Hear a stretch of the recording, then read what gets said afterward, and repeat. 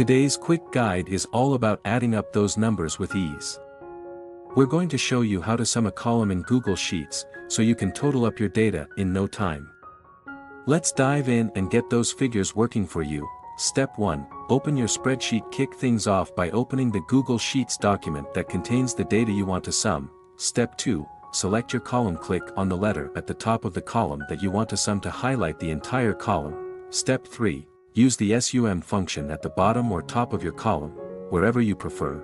Click on an empty cell and type equals sum, then select the range of cells you want to add up. Step 4. Complete the function after selecting your range. Close the function with a parenthesis, and hit Enter. The total sum of your selected cells will appear in the cell where you entered the formula. Step 5.